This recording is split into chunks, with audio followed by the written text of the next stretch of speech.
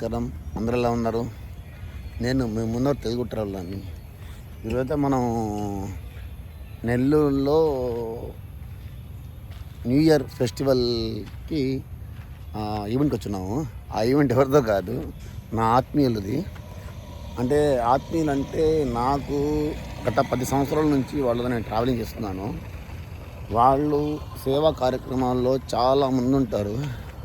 వాళ్ళ బిజినెస్లు, వాళ్ళ ప్రొఫెషన్ అన్నీ చూసి దాంట్లో నుంచి టైం కొంత తీసుకొని మన సొసైటీ గురించి కూడా వాళ్ళు బాగా ఆలోచిస్తారు. మన సొసైటీ గురించి వాళ్ళు చాలా కార్యక్రమం చేస్తున్నారు. నేను వాళ్ళతో చాలా రోజులు ట్రావెల్ చేశాను. ఈరోజు వచ్చి మన నెల్లూరులోని హిల్ గార్డెన్లో ఈవెంట్ ఉంది, చూద్దాం. ఈవెంట్ ఇంకా స్టార్ట్ అవ్వలేదు. మన నెల్లూరు పినాకిని లయన్స్ క్లబ్ తరఫున ఈ ఈవెంట్ జరుగుతుంది. అల్లీపురం దగ్గర ఓపెన్ ప్లాట్స్ అపార్ట్మెంట్ ఉన్నాయి. ఓకే.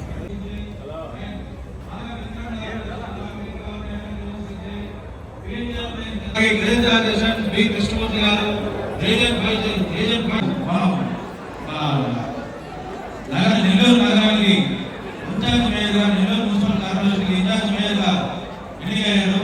వాళ్ళు పిలిచిన వెంటనే వాళ్ళ ఆత్మీయ సంఘానం సమానం పిలవడం, వారు వచ్చినానికి వారికి ప్రత్యేక ధన్యవాదాలు. ముందుగా వారికి సన్మాన కార్యక్రమం చేసుకుందాం.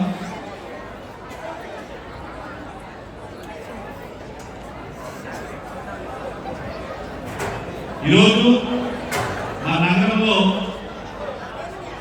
చాలా పెద్దది, విశాలమైన నగరం. అటువంటి నగరానికి ఇన్ఛార్జ్ మేయర్గా మన క్లబ్ నుంచి ఈరోజు ఎన్నికలకు రూపాయలకి మన అందరూ కూడా కోరుతున్నాం. వారి ఈరోజు మనం ఆత్మీయంగా క్లబ్కు ఆహ్వానించి వారికి సన్మానం చేస్తున్నాం. ఈనాటి ముఖ్య అతిథి శ్రీరామ్ సురేష్ గారు చేరుతుందిగా, వేణుబాబు గారు చేరుతుందిగా తెలుసు. సంవత్సరంలో మన క్లబ్ సభ్యులందరూ సంతోషంగా ఆ భగవంతుడి దయతో ఆయురారోగ్యాలతో అష్టైశ్వర్యాలతో తొలతూగా మనస్ఫూర్తిగా సెలవు తీసుకుందాం. మన్నించండి, నేను మరొక 2-3 కార్యక్రమాలకు పోవాల్సి ఉంది కాబట్టి దయచేసి అన్నిదా భావించకుండా మీ అందరి దగ్గర సాధారణంగా సెలవు తీసుకుంటున్నా. Long live లయనిజం. Thank you. ఈరోజు ఈ కార్యక్రమానికి ముఖ్య అతిథిగా ఇచ్చేసిన పిఎంజేఎఫ్ లయన్ మేకా శ్రీరామ్ సురేష్ గారిని సభను ఉద్దేశించి మాట్లాడవలసిందిగా కోరుతున్నాము.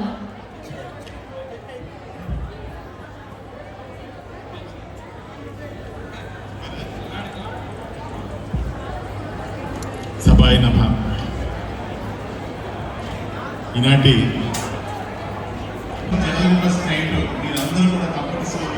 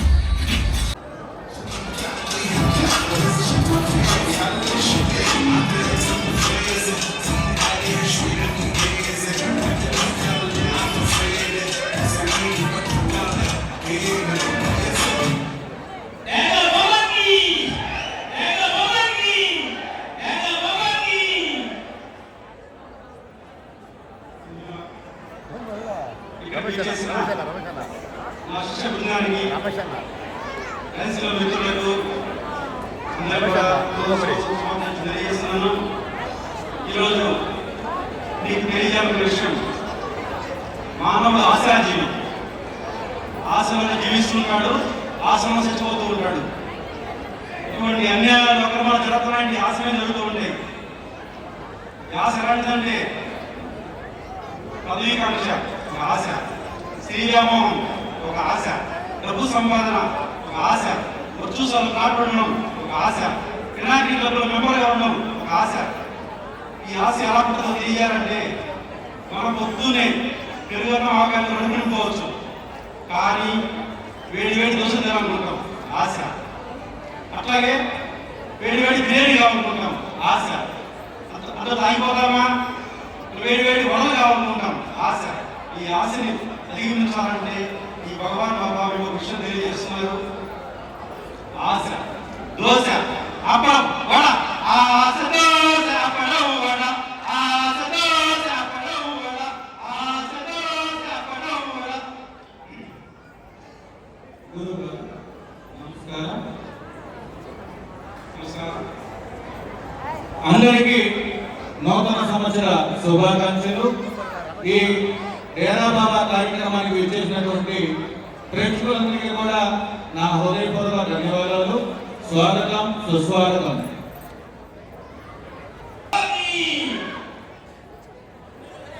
గురువు గారు మీరు అనుమతిస్తే ఏమిటంటే గురువు గారు గురువు గారు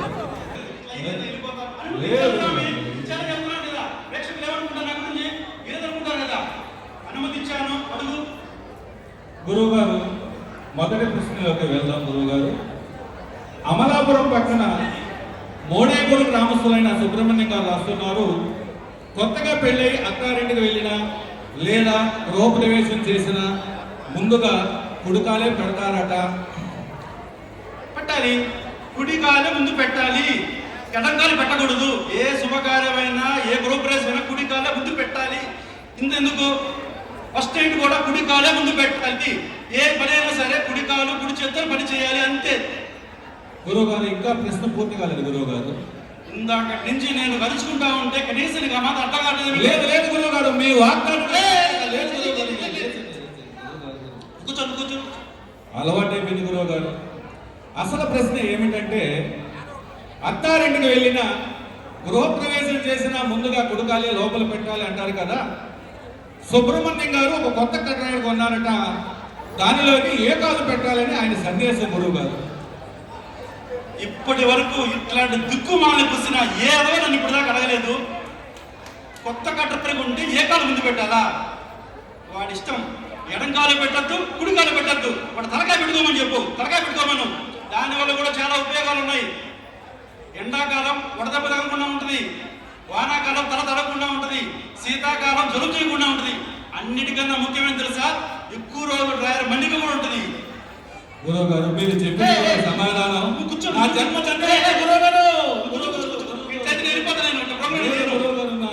ధన్యమైంది గురువు గారు.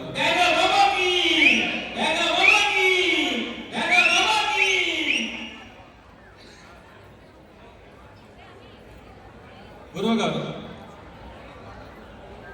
అడుగు, తర్వాత ప్రశ్న అడుగు.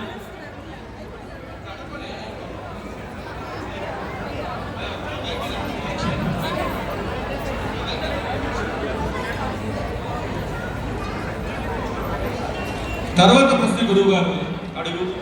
కడప నుంచి కర్రి కాంతారావు గారు రాస్తున్నారు, వాళ్ళ భార్యాభర్తలు ఇద్దరు ఎర్రగా ఉంటారట, పుట్టిన వాళ్ళ కొడుకు బొగ్గు కంటే నల్లగా ఉంటాడట. గురువు గారు, నీలాగా. గురువు గారు, నన్ను సింగిస్తున్నారు గురువు గారు. లేదు, నాకు ఎలాంటి సంబంధం లేదు గురువు గారు. నన్ను ఇబ్బంది పెట్టాక సంబంధం లేదు గురువు గారు. ఇబ్బంది పెట్టబాక గురువు గారు. గురువు గారు, ఇట్లా అయితే వెళ్ళిపోతా. నేను క్వశ్చన్ అడుగు, నీకేం కాదు అడుగు. లేదు లేదు గురువు గారు, ఎందుకంటే నేను నెల్లూరులో ఉంటున్నాను, వాళ్ళు కడపలో ఉంటున్నారు. వాళ్ళకి నాకు ఎటువంటి సంబంధం లేదు గురువు. మీరు నన్ను సింగిస్తున్నారు. దయచేసి అర్థం చేసుకోండి గురువు గారు. డేరా బాబాకి, డేరా బాబాకి, డేరా బాబాకి. తర్వాత ప్రశ్నలోకి వెళ్దాం గురువు గారు. గూడూరు నుంచి విజయ్ కుమార్ గారికి అడుగుతున్నారు, పెళ్లి శుభలేఖలు కూడా ఆయన పంపించారు, మీ ఆశీర్వాదం కావాలని కోరుకుంటున్నారు గురువు గారు.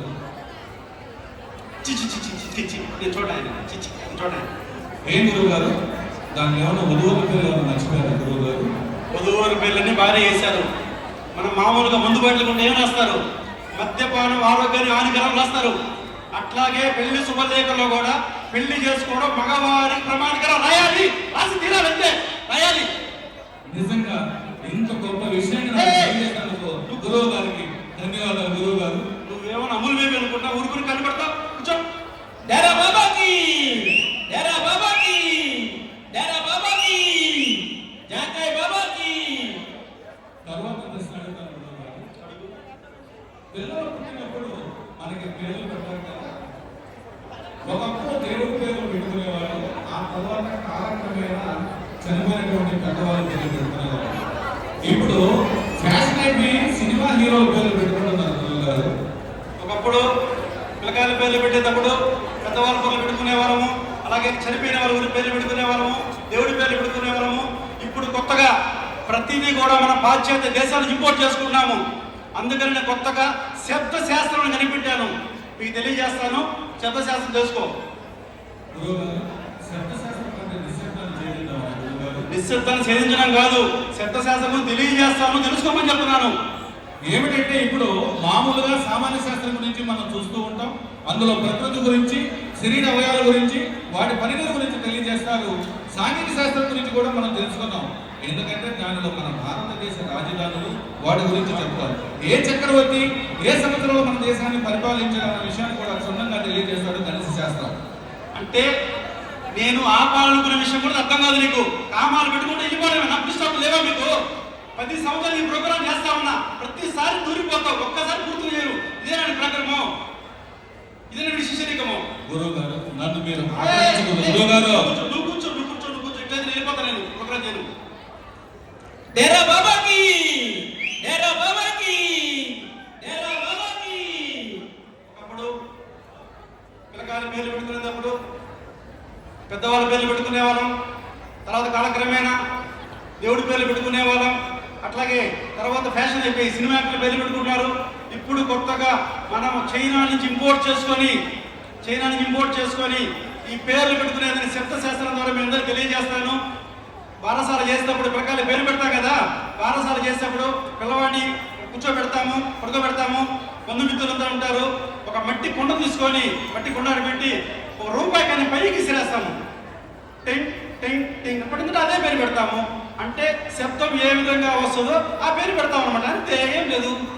అలా అయితే గురువు గారు, ఇప్పుడు కాయను ఒకవేళ నేల మీద పడితే టంగ్, అదే నీళ్ళలో పడితే గురువు గారు, టుపుక్, ఒకవేళ బురదలో పడితే, పుసు, పొరపాటున చెక్క మీద పడితే, టంగ్, పొరపాటున ఒకవేళ విసిరిన కాయ అలాగే ఆకాశంలోకి వెళ్ళి తుస్.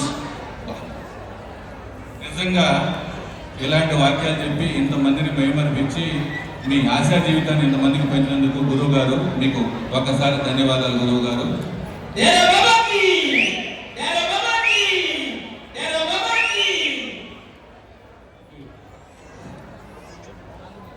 ఈ ప్రోగ్రాం ద్వారా మీ అందరికి కూడా జీవితం